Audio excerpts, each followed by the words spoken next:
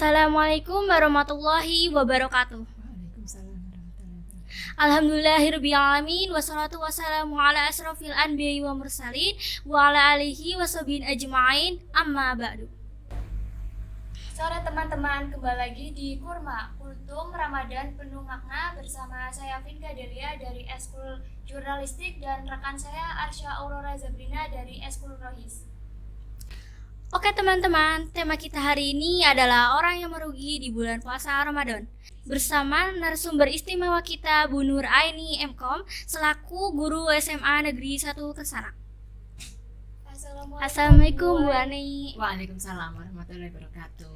Gimana Bu, puasanya lancar nggak Bu? Alhamdulillahirabbil alamin. Alhamdulillahirrahmanirrahim. Kita akan mengajukan beberapa pertanyaan seputar tema kita hari ini, yaitu orang-orang yang merugi di bulan Ramadan.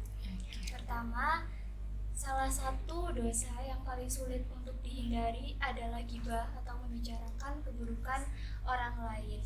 Apalagi itu dilakukan pada saat bulan Ramadan, kan jelas termasuk hal-hal yang rugikan Bu. Itu bagaimana caranya kebiasaan itu tidak terjadi pada saat bulan Ramadan dan pada saat hari-hari biasa. Oke. Terlebih dahulu ya. Assalamualaikum warahmatullahi wabarakatuh. Waalaikumsalam warahmatullahi Alhamdulillahirabbil alamin. Segala puji hanya milik Allah ya, yang Maha melihat, Maha mendengar, Maha menatap, Maha menyaksikan dan Maha mengetahui apapun yang terjadi di muka bumi ini. Dan segala sesuatunya tidak akan pernah bisa terjadi kecuali atas izin Dia. Bertepatan dengan pertanyaan tadi ya, yaitu bagaimana caranya kita menghindari perbuatan ghibah ya, pada bulan suci Ramadan ataupun pada bulan-bulan lainnya.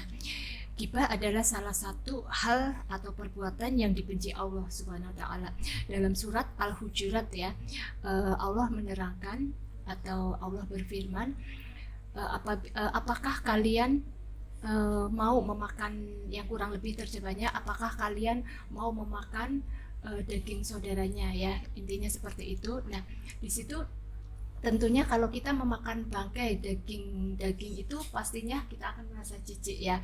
Nah, hal-hal yang perlu kita agar kita bisa menghindari dari perbuatan ghibah, yang pertama adalah kita harus ingat bahwa ancaman ataupun hukuman daripada perbuatan ghibah tersebut ya. Rasulullah pada saat perjalanan Isra Mi'raj, Rasulullah itu ditunjukkan penghuni neraka. Salah satunya adalah ada orang yang mencakar-cakar mukanya sendiri, sama memakan daging badannya sendiri. Nah, terus Rasulullah itu menanyakan kepada malaikat, itu tuh maknanya apa? Maknanya adalah orang yang semasa hidupnya itu sering menggunjingkan atau menjelek-jelekan, membicarakan orang lain. Nah, jadinya kita itu dilarang keras ya, biar kita menghindarinya, kita harus ingat ancamannya seperti itu nanti kelak di yaumul qiyamah. Yang kedua adalah kita sadar bahwa setiap orang pada dasarnya itu mempunyai kekurangan ya, tidak cuma orang lain yang mempunyai kekurangan, kita pun pasti mempunyai kekurangan. Nah, pada saat kekurangan kita ya, ataupun hal yang tidak baik yang ada pada diri kita diumbar oleh seseorang, tentu kita merasa tidak nyaman atau malu ya pastinya. Nah, hal itu juga kita nggak boleh melakukan hal tersebut kepada orang lain apabila kita mengetahui teman kita, saudara kita, ataupun orang lain mempunyai keburukan atau mempunyai aib kita umbar. Nah, tentu juga mereka pasti akan malu dan itu adalah perbuatan dosa. Yang ketiga yaitu kita perbanyak istighfar. Istighfar itu adalah memohon ampun kepada Allah ya. Mungkin kita awalnya cuman bicara-bicara biasa aja, ngobrol, malah merembet ke omongan si A gini. Nah, itu juga termasuk ke ghibah. Nah, bagaimana nek udah kadung kita membicarakan ya, caranya kita bertobat dengan berzikir, mohon ampun kepada Allah, dan yang keduanya selain berzikir itu kita meminta maaf kepada orang yang telah kita bicarakan seperti itu. Semoga dengan orang tersebut memaafkan kesalahan kita. Nah, Allah juga akan mengampuni dosa kita. Jadi 3 yang perlu diingat. Oh, jadi seperti itu ya Bu, kurang lebih dari tentang ghibah itu ada di Quran surat Al-Hujurat Al-Hujurat ayat yang 12. artinya itu orang yang ghibah itu sama kayak makan Bangkai saudaranya sendiri. Oke. Ibu, padahal kan sudah tahu kalau bermaksiat itu kan sangat rugi ya Bu. Tapi kenapa mereka itu tetap melakukan hal tersebut? Di bulan Ramadan? Nggih. Oke. Di bulan Ramadan orang itu masih banyak melakukan perbuatan maksiat. Misal maksiat yang seperti apa yang tadi ya, menggunjing atau lainnya. Nah, intinya orang-orang yang melakukan perbuatan maksiat di bulan suci Ramadan adalah orang-orang yang, mohon maaf, masih kurang iman ya, masih kurang iman. Nah, cara meningkatkan iman yaitu dengan kita menuntut ilmu, mencari ilmu ya. Sekarang itu peluang kita mencari ilmu itu peluangnya begitu banyak, apalagi karena ini adalah eranya era digital ya. Kita misal nggak sempet kita ikut kajian apa, kita bisa melalui kajian online ya, entah di YouTube, entah di sosmed juga ada ya, via Zoom atau apa kayak gitu. Jadi kita perbanyak menuntut ilmu ya, karena apa, di Islam itu semuanya serba jelas, ada tuntunannya pun ada doa-doanya. Tuntunan apa, kayak misal dari kita bangun tidur ada tuntunannya, ada doanya. Dari mulai bangun tidur kita masuk kamar mandi pun ada tuntunannya, ada doanya. Tuntunan tuh apa, tuntunannya yaitu misal masuk kamar mandi kita mulai dengan kaki kiri ya, pun ada doanya. Kita keluar dari kamar mandi mulai dengan kaki kanan. Kita mau masuk masjid kebalikannya kayak gitu. Kita mau makan, mau pakai baju, semuanya ada. Nah, lebih-lebih di bulan suci Ramadan ini. Nah, di mana bulan suci Ramadan ini Allah itu benar-benar membukakan pintu surga seluas-luasnya ya. Artinya apa membukakan pintu surga seluas-luasnya? Artinya Allah itu benar-benar melipat gandakan bagi orang-orang yang melakukan segala amalan di bulan suci Ramadan ya. Jadi sangat-sangat merugi bagi orang-orang yang melakukan perbuatan maksiat ya, karena intinya mereka kurang iman karena mereka kurang pengetahuan karena kurang ilmu, kita itu memang umat muslim harus rajin menuntut ilmu ya, terutama ilmu agama yang tujuannya untuk apa? Untuk mendekatkan diri kepada Allah. Seperti itu, biar kita nantinya diharapkan bisa melaksanakan segala perintah-perintahnya dan bisa menjauhi segala larangan-larangannya. Seperti itu. Wah, begitu Bu.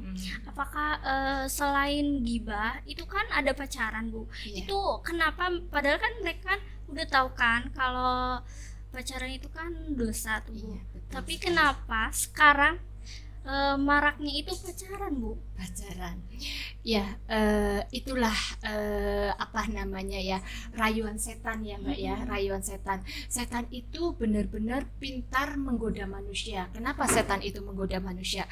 Karena setan itu pada dasarnya nggak suka manusia itu masuk surga, sehingga dia itu menyebar kebalikannya ya, yang benar-benar Allah benci dibuat seolah-olah indah ya. Pacaran dibuat indah sehingga orang terlena ya. Padahal kadang juga kita fenomena sekarang ya, orang berkerudung, orang memakai ya muslim intinya ya, tapi mereka nggak malu-malu di depan umum atau apa ya, itu karena godaan setan ya, dimana setiap saat, setiap waktu kita harus berlindung kepada Allah ya, biar dijauhkan dari godaan setan yang terkutuk, biar kita tidak tergelincir ke hal-hal yang dilarang Allah, entah itu pacaran, bergibah ataupun perbuatan maksiat lainnya. Seperti itu, perbanyak berbuat ini ya, perbanyak ilmu ya, perbanyak zikir, perbanyak memohon perlindungan kepada Allah. Seperti itu.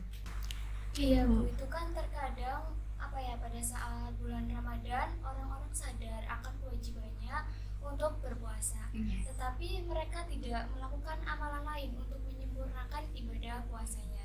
Bagaimana tanggapan atau kesimpulan Ibu jika melihat atau mengetahui hal tersebut?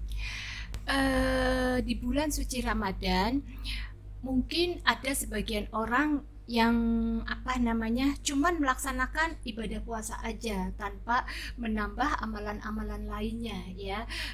Itu juga termasuk sangat merugi ya. Meruginya kenapa? Tadi yang dari awal juga Ibu sudah menyampaikan, di mana bulan suci Ramadan Allah itu melipat gandakan pahala ya, pahala berbagai macam amal ibadah dilipat gandakan. Nah, orang tersebut yang tidak menambah kegiatan atau amalan lain selain berpuasa itu merugi. Kayak misal dia cuma melaksanakan puasa tapi tidak melaksanakan kewajiban kita, sholat ya. Nah, padahal sholat adalah kewajiban. Betapa yang kewajiban yang pertama sampai Allah itu mengundang Rasulullah ya datang ke itu ya, ke langit ya. Itu berarti begitu agungnya perintah sholat sehingga sampai Rasulullah aja dipanggil sama Allah. Kalau perintah-perintah lainnya hanya melalui malaikat Jibril ya. Jadi amalan yang pertama akan dihisab Allah pada saat kita dihisab ya, pada saat kita nanti adalah pada saat nanti setelah kita meninggal itu adalah amalan sholat. Bagaimana sholatnya ya. Jadi selagi kita masih dikasih waktu, kesempatan, kita tidak boleh meninggalkan sholat. Sakit pun tetap harus melaksanakan sholat. Nah, yang pertama sholat itu ya, terus puasa juga ya. Jadi sholat tetap, puasa juga tetap, sama diiringi dengan amalan-amalan lainnya kayak memperbanyak membaca ayat suci Al-Quran, berbanyak amalan berbuat baik seperti sedekah, infak ya, ataupun berbuat lainnya. Jadi seperti itu ya Bu, kalau misalkan kita puasa tetapi tidak melakukan sholat, ngaji, itu jelas orang yang rugi karena bulan Ramadan rugi sekali. itu. Iya, sangat istimewa sekali dibanding bulan-bulan lainnya. Kan Allah itu menciptakan bulan ada berapa dalam setahun? 12 ya. Dari 12 bulan itu bulan yang paling mulia adalah bulan Ramadan. Kenapa? Bulan dimana di bulan Ramadan Al-Quran diturunkan ya. Jadinya kita harus perbanyak membaca ayat-ayat suci Al-Quran. Juga kita dituntut untuk membaca terjemahannya biar kita tahu apa sih maksud dari ayat-ayat tersebut, seperti itu. Kenapa ya Bu di bulan puasa itu orang-orang cenderung untuk bermalas-malasan? Bermalas-malasan karena mereka itu intinya ya kurang pengetahuan aja ya. Bermalas-malasan kayak misal cuman puasa akhirnya malas bersekolah, atau misal tidur-tiduran aja. Nah, itu juga sangat disayangkan. Karena apa? Karena di bulan Ramadan tadi sama yang Mbak pertanyaan yang tadi ya, intinya di mana Allah itu benar-benar melipat gandakan pahala segala amal ibadah kita. Jadi kenapa kita tidak berlomba-lomba? Logikanya seperti ini. Pada saat kita jalan-jalan di mall ya, pada saat kita jalan-jalan di mall, kita kan tahu merek-merek tertentu yang harganya mahal. Terus ternyata di hari itu kita jalan-jalan, ternyata ada diskon besar-besaran. Kan pasti kita akan berlomba-lomba memborong barang yang kita sukai. Nah, demikian juga bulan Ramadan, seolah-olah Allah itu benar-benar memberikan spesial prize pahala ya. Kenapa kita tidak berlomba-lomba? Kita hanya cuman malas-malesan, malas sekolah, malas ngaji, malas berzikir, malas mengingat Allah, malah malas-malesan, cuman tiduran, cuman mainan HP, itu ya sangat-sangat merugi. Tentunya kita pengen ya kita mendapatkan keuntungan yang sangat banyak di bulan Ramadan dengan mengisi hari-harinya dengan kegiatan yang membuat Allah ridho ya, entah itu bertasbih, berzikir, bertahmid, bersolawat Nabi, membaca ayat-ayat suci Al-Quran, bersedekah, banyak kegiatan. Yang penting satu yang perlu diingat, diniatkan karena Allah ya, karena inna amalu bi niat, seperti itu ya. Wah, seperti itu. Alhamdulillah, kurma episode yang ke-15 sudah selesai. Terima kasih kepada Ibu Nur Aini atas ilmu yang insya Allah sangat bermanfaat. Teman-teman jangan lupa tonton selalu Kurma di sosial media kami di YouTube, TikTok, Instagram. Dan jangan lupa like, follow, dan subscribe. Saya Arsya Aurora Zabina dari Explorohis dan partner saya Vinka Delia dari Ekskul Jurnalistik pamit undur diri. Wabillahi taufik wal hidayah. Wassalamualaikum warahmatullahi wabarakatuh. Waalaikumsalam warahmatullahi wabarakatuh.